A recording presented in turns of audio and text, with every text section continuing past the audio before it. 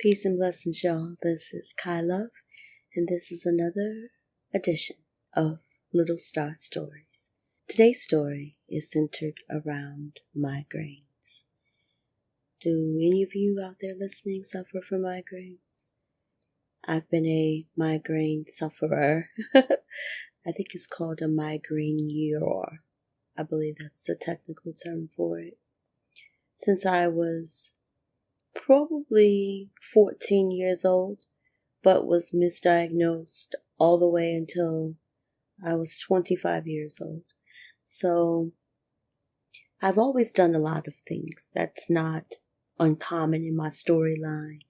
I was going to school, of course, at 14, involved in all of the activities that I possibly could be involved in, and doing my best to be a straight-A student.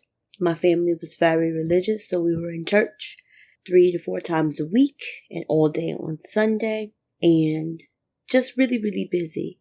I've never slept a lot. It's not something I'm proud of course, but it's always been difficult for me to stay asleep.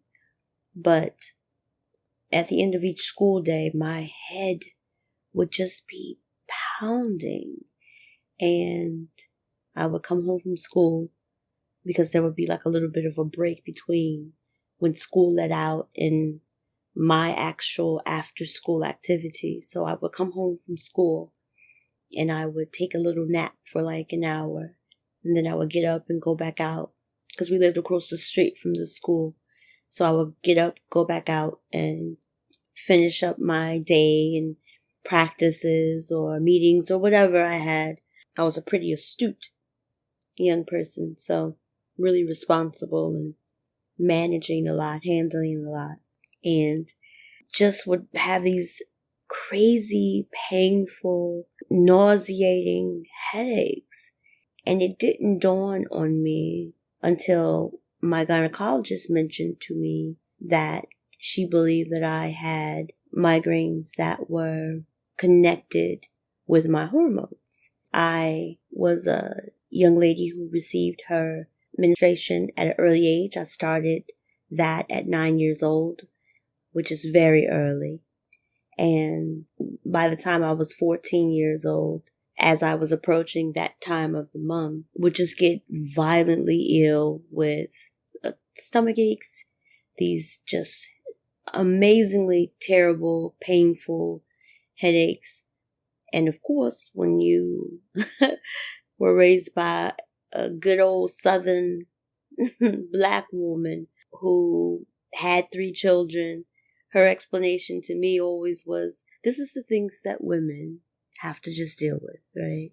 And so you manage it, you take a Tylenol, and you get on with your life. You just have to endure the pain. That was kind of her mantra. And I used to just be struggling, just really having a difficult time, and didn't understand at all what was happening to my body, not in reference to the menstruation, because certainly I understood that, but just couldn't understand why I was getting these headaches before my time of the month and after my time of the month. And then sometimes even when it wasn't even near that time of the month, right? And so I just didn't understand. At 14, 15, 16, you don't have all the answers. And I don't think that at that time, back in the early 90s, that people were sophisticated enough, and even before that in the late 80s, that people were sophisticated enough to even talk about migraines and the triggers and all the things that I know about myself and my body now to help me deal with the migraines when they do strike. And they do strike at the most inopportune times, let me tell you. Those who suffer from migraines, they absolutely know what I'm talking about. So back to the story. So I would come home from school, I would take these naps, I would go out. And it didn't come out until probably in my early 20s, after I had graduated from college. My younger brother said, well, you know, that mom and dad thought that you were on drugs or something because all you would do is come home and sleep, and they thought maybe you were participated in some drug activity at school and that you had to come sleep it off or whatever. And I was just super annoyed at that, first of all. Parents, listen to your children. If they are in pain or if they're saying that something is happening, and within their body, they're not trying to get out of work or avoiding people or whatever the case may be, the things that happen in teenagers' lives. Sometimes they just aren't feeling well. And so I got a good kick out of that. But I was also annoyed at my parents. Like, for real, I am not one, and this is no judgment against those who partake in those types of activities, but that's just not who I am. And as much as I was doing in school, and maybe some of the movies and things like that was happening during that time of me attending school, maybe led them to believe that was what was happening, because I certainly can remember during the Nancy Reagan years, all those Dare commercials and how they would have all the actors and actresses, the young actors and actresses, acting out what people who took drugs acted like or behaved like. And potentially maybe I was acting like that when I would come home, because my head just would be banging and I just would need to lay down in a dark place. And so since that time, I, of course, have learned that I do suffer from migraines that are typically triggered by a hormonal imbalance, but also can be triggered by other things that are happening environmentally around me,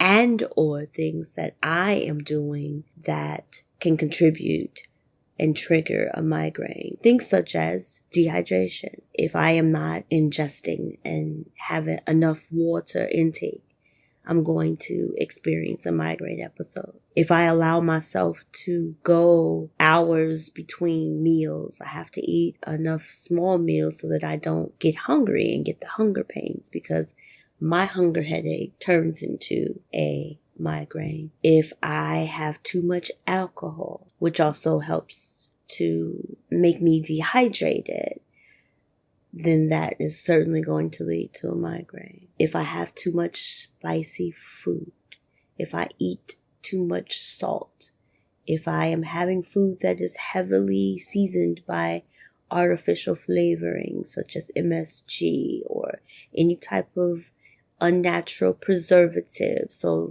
things that are sitting on the shelf, boxed foods and pre-prepared foods, those things that have been given those additives, certainly going to get a migraine. Anything that's an artificial sweetener, so anything in the blue pack, the yellow pack, the pink pack, anything of the sweetener variety, I'm going to get a migraine if I have any of those things. What else triggers? The lack of sleep certainly triggers a migraine. I also suffer from allergies and sinuses. So of course, sometimes I have a sinus infection on top of a migraine, which is just hell. There's no other word that I can describe it. It is just hell. And there's not enough Z-Packs, which is an antibiotic, Gatorade, or water to help to manage that whole trifecta of pain that happens when you have a migraine. And so those migraines typically are coming maybe probably about 6 to 7 times a month, which is a great improvement, because I used to probably have headaches half of the month. I used to have the migraines half of the month. Then it went down to probably about 9 a month once my gynecologist prescribed a medication for me. And I had to go through a couple of different medication regimens before I was able to find something that works for me. There's tryptophans, which if you take Imitrex or any of those things, that's a tryptophan. And those didn't work for me. But I take currently 5 milligrams of Zomig, which is a drug that is typically used for people who have seizures. And that has actually been the thing that's been the saving grace. But I am really stressing since we've been in COVID, because it seems like my Zomig is not working now, and that is making me really concerned and really sad, because it was a thing that was like the thing that actually worked. I could take my Zomig. Now, the Zomig has some side effects. It will knock your migraine out, but it's going to make everything else on your body hurt. It's crazy in that way. Like, I get painful tingles on my skin, numbness. It's a weird side effect with the Zomig, but it does make the pain stop for the migraine. But as of recent, I have been taking my Zomig and it hasn't been working as well as it used to. And so I am slightly stressed about that. And I am hoping that it's just because maybe my body is out of regulation because I have not been outside. I have not been getting the amount of sun that I normally get.